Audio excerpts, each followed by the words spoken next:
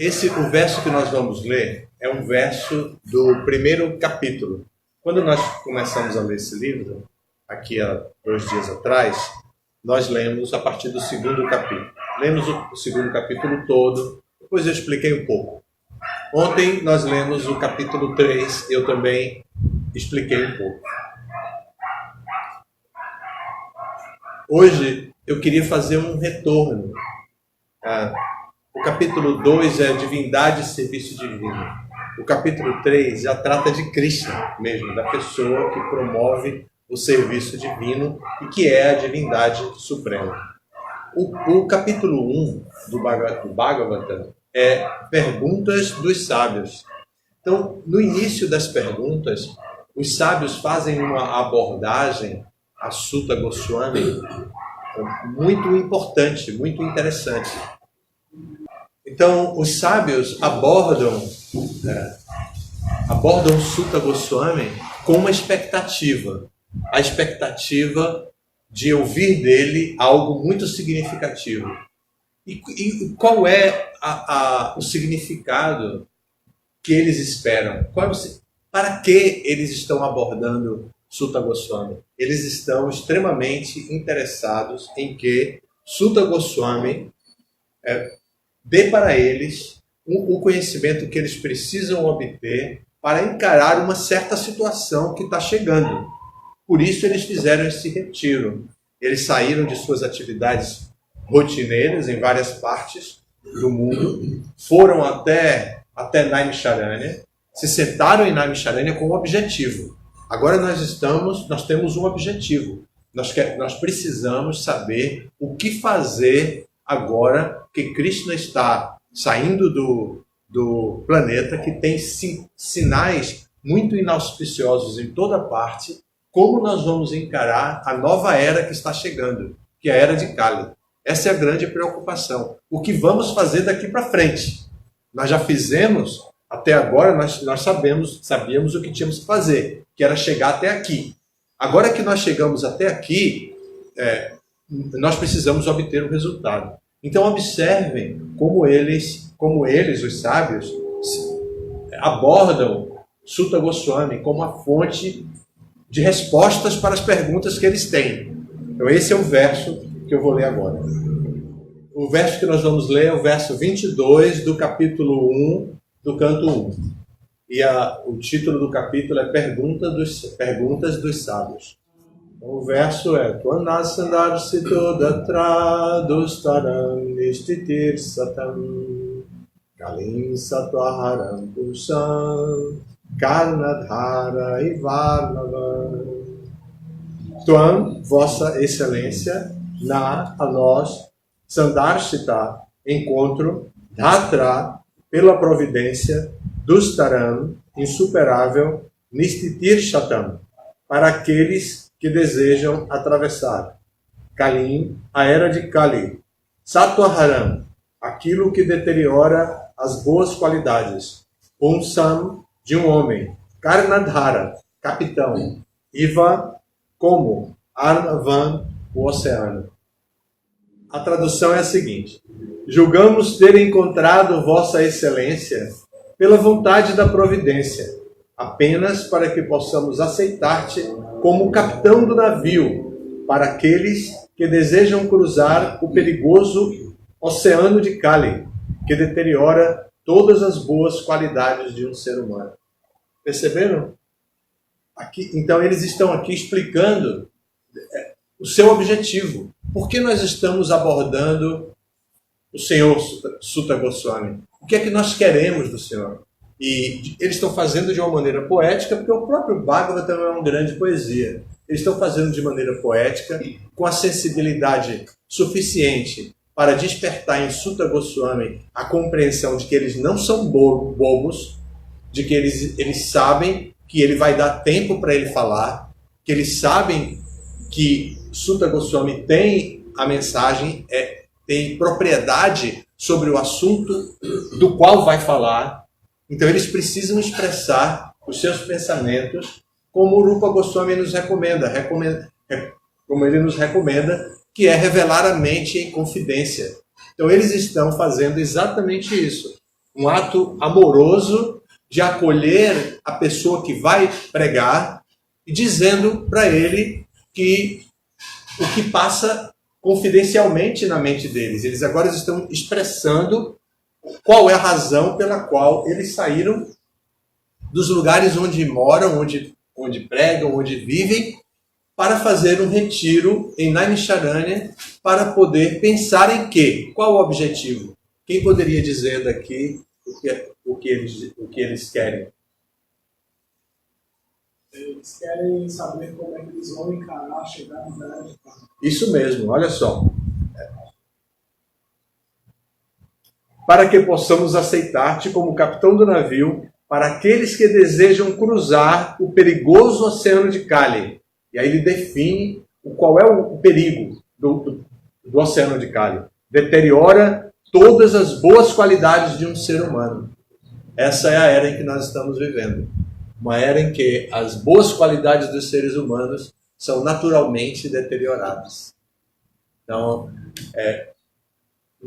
o tema que o Bhagavatam vai falar é extremamente importante para nós, porque nós somos os indivíduos pelos quais os sábios de Naimisharanya estão motivados a inquirir de Suta Goswami como é que se passa por todas essas dificuldades. Todos os obstáculos que encontramos na era de Kali são previstos pelos sábios e eles querem fazer este congresso, este encontro entre eles lá em Naimisharanya para decidir como vão encarar, qual é a nova estratégia.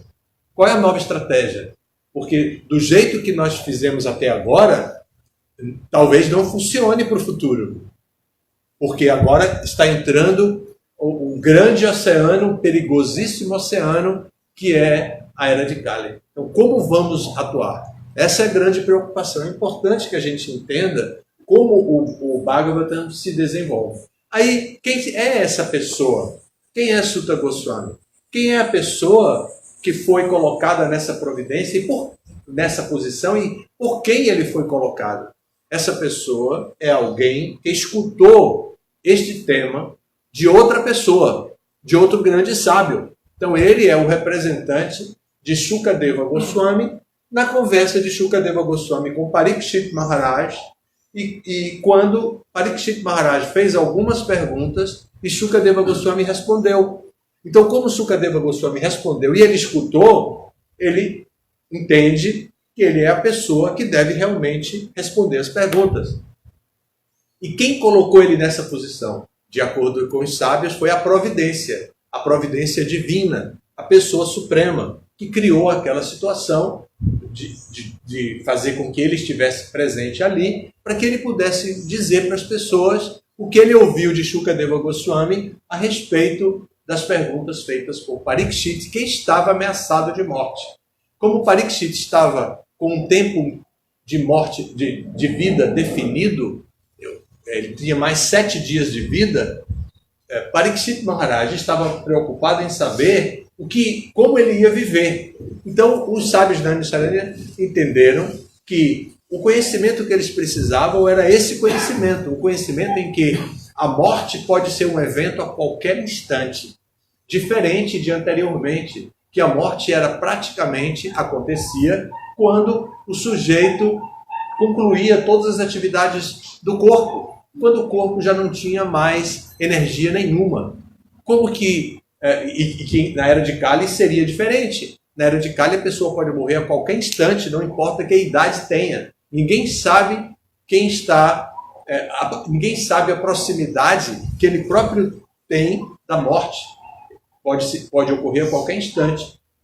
A vida não é mais um projeto previsível, onde se possa desenvolver gradualmente toda a proposta do sistema Varnashana, toda a proposta de avançar gradualmente por todas as etapas dadas pelos Vedas, a etapa de Karma Kanda, a etapa de Jnana Kanda, a etapa de Upasana Kanda, para então conhecer a verdade absoluta.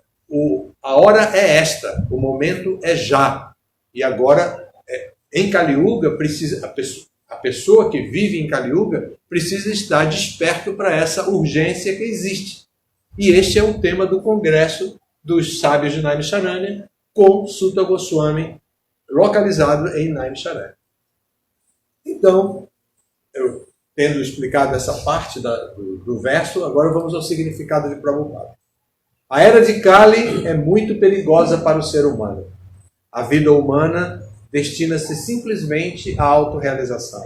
Mas, devido a esta era perigosa, os homens se esqueceram completamente do objetivo da vida.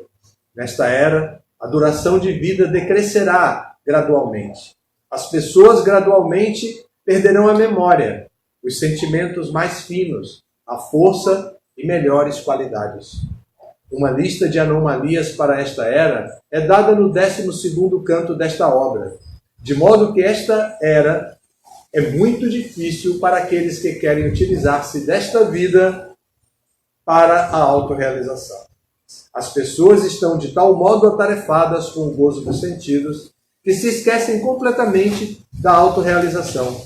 Por loucura, elas dizem francamente que não há necessidade de autorrealização, porque não compreendem que esta vida breve é apenas um momento em nossa grande jornada rumo à autorrealização.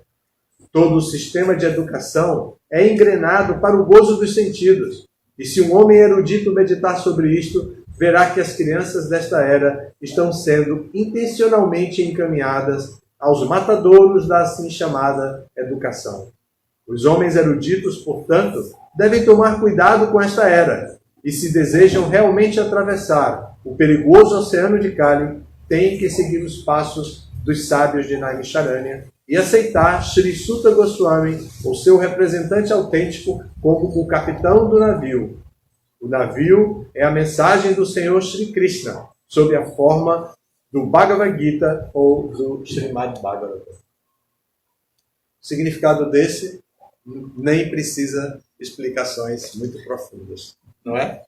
Agora, este representante de Sutta Goswami, e Sutta Goswami representando Shukadeva Goswami, e Shukadeva Goswami representando Vyasadeva, que foi de quem ele ouviu, conecta o leitor do Bhagavatam à corrente de sucessão discipular autêntica, genuína, cujo conhecimento não foi deteriorado, como pode acontecer na era de Kali. Na era de Kali é muito comum que tudo se deteriore, inclusive o próprio conhecimento espiritual pode se deteriorar. Então, dessa maneira, o leitor do Bhagavatam tem a oportunidade de identificar como ele pode ser criterioso, que critério ele pode usar para definir como ele vai obter o conhecimento correto para atravessar o perigoso oceano da era de Kali. É difícil atravessar um oceano. Ninguém pode atravessar um oceano a nado, né? Nadando. E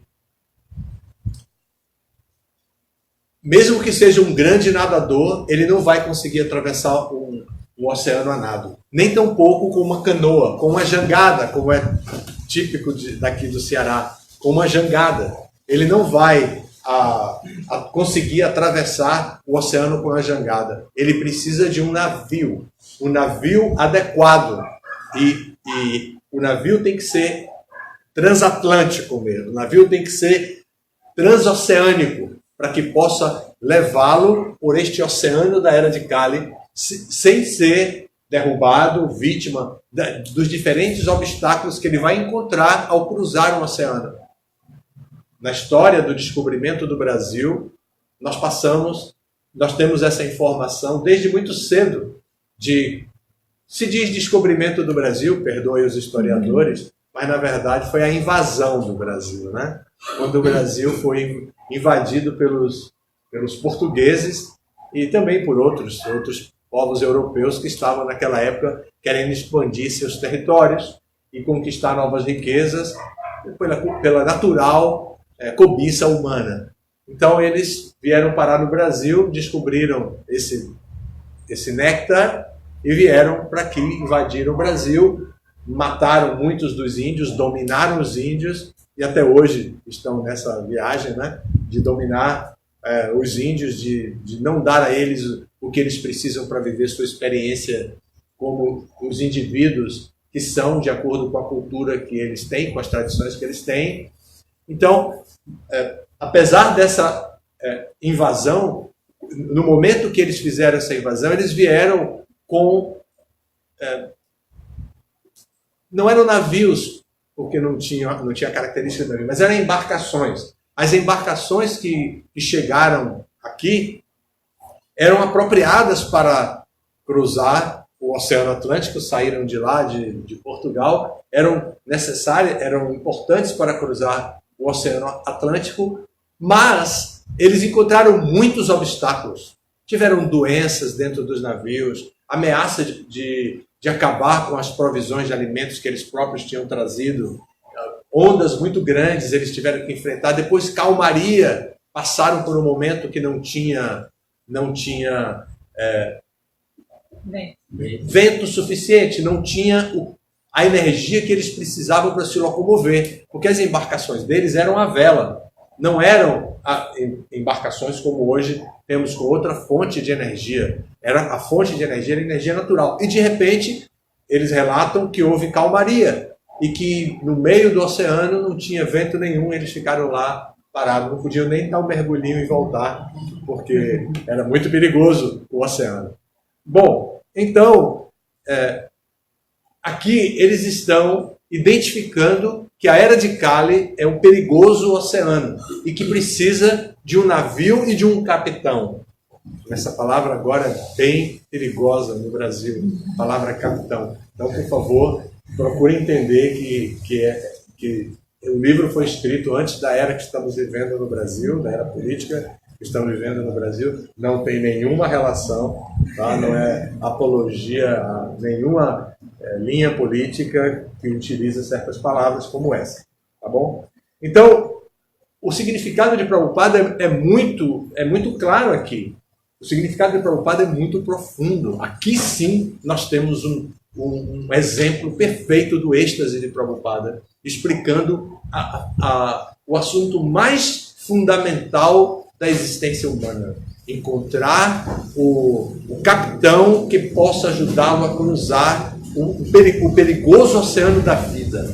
O perigoso oceano da vida. Podemos morrer a qualquer momento e a vida humana é a vida mais preciosa entre as formas disponíveis para a alma espiritual habitar nesse mundo. Por quê? Porque a forma humana é a única que dá ao indivíduo a liberdade da transcendência. Nenhuma outra forma animal pode dar, ou vegetal, pode dar à alma espiritual a oportunidade de transcender a força dos seus instintos. Os instintos são muito fortes, muito naturais, e os seres humanos podem superar os seus instintos, porque ele tem uma inteligência que, com natureza, com possibilidade de transcendência. E assim, compreender a metafísica da experiência humana, a inteligência é capaz de organizar um projeto metafísico para o próprio indivíduo transcender estando na forma humana. Então a forma humana é muito preciosa e Prabhupada fala sobre esse tema no significado. Nós precisamos compreender isso de maneira intelectual, com a gravidade que tem, mas também como a grande bênção, né? Dá graças a Krishna, a Prabhupada, por termos esse tipo de conhecimento. Imaginem, né? Domingo, numa cidade linda, cheia de oportunidades, como é Fortaleza. Nós estamos aqui reunidos, alguns vieram de outros lugares, alguns vieram do outro lado do oceano, lá da Europa, como é o caso da Kalindi. Ela não veio pelo oceano, porque ela achou que era muito perigoso, preferiu vir de avião. Mas aqui estamos reunidos agora para discutir um tema que é completamente atualizado. Completamente atual.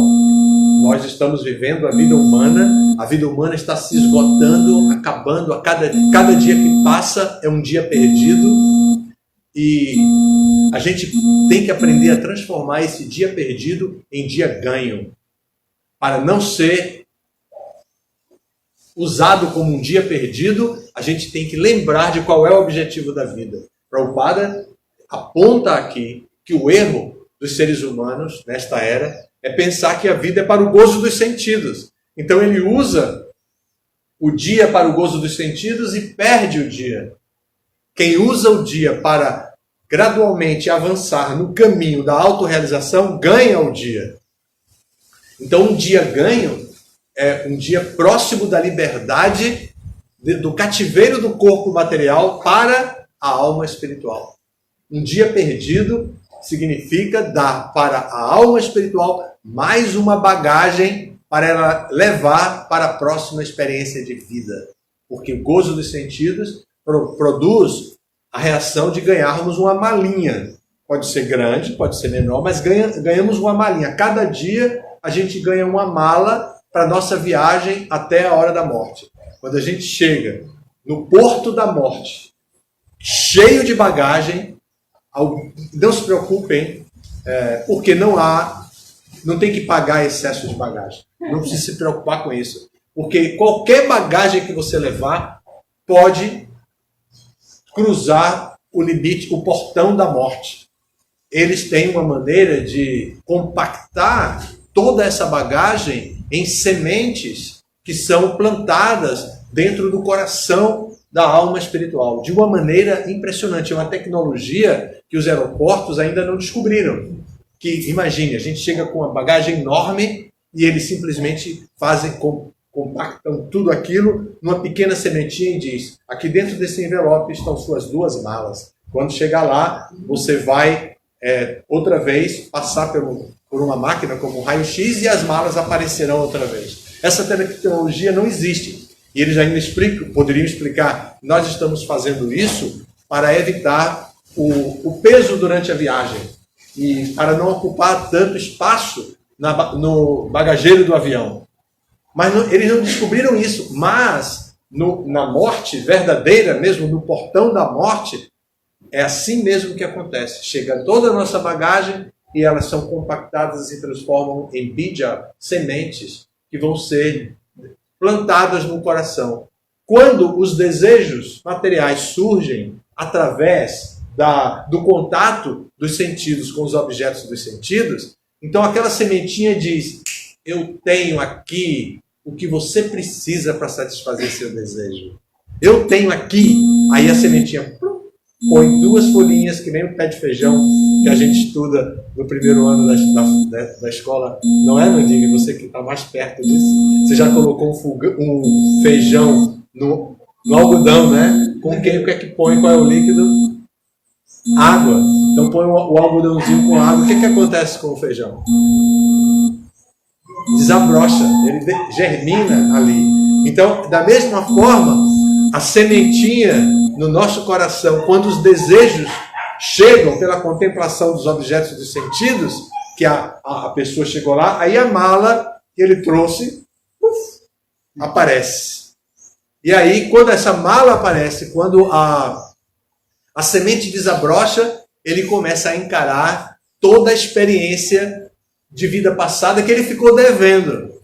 Então, agora chegou a hora de você completar tal trabalho que você começou e não concluiu, tal problema que você teve que você não resolveu, tal situação que você começou, mas não teve tempo de resolver, e você agora tem toda a vida pela frente, e aqui já tem uma semente desabrochada, vai viver essa experiência, e a pessoa: não quero mais, eu estou em outra, olha só aqui, eu estou contemplando essa realidade, eu quero essa realidade. Aí a resposta é: não se preocupe, toda aquela bagagem vai se adaptar a essa realidade. Pode ficar tranquilo, ela vai entrar nessa realidade. Então agora você quer essa nova realidade, fique com ela. Mas pode ter certeza que tudo aquilo que veio de trás, que você não experimentou, vai entrar aqui. Então imagine, né, agora, tudo isso acontecendo numa era em que a vida não tem prazo de validade definido. A qualquer momento ela pode para outra tecnologia que em Kali Yuga é liberado. Atualmente, a Anvisa exige que cada produto alimentício tenha a validade. Cada medicação tem a validade, prazo de validade. Mas para a vida, a Anvisa não dá um prazo de validade. Então, quando a criança nasce, não adianta olhar a palma da mão, a planta do pé, não adianta nada, porque não tem um prazo de validade definido. Por quê? Porque a era em que está não aceita e conseguiu passar essa norma de que não é necessário, que nessa era não precisa ser definido o prazo de validade daquele indivíduo. Ele vai viver aquela vida e a qualquer momento ele pode morrer. Essa é a situação que a alma condicionada encontra. Então, Sutta Goswami surge para os sábios de Naimisaranya inteiramente preocupados com tudo isso, com a bagagem das pessoas, com a tendência das pessoas a acumularem malas e malas e malas, com a curta duração de vida das pessoas. Os sábios de Naimisaranya disseram, vamos fazer um retiro, vamos para Naimisaranya, que tem um astral de todo o centro do universo, vamos até Naimisaranya, nos reunir lá. Vamos identificar uma pessoa que possa nos instruir. E eles foram. Quando eles chegaram lá, então eles dizem isso.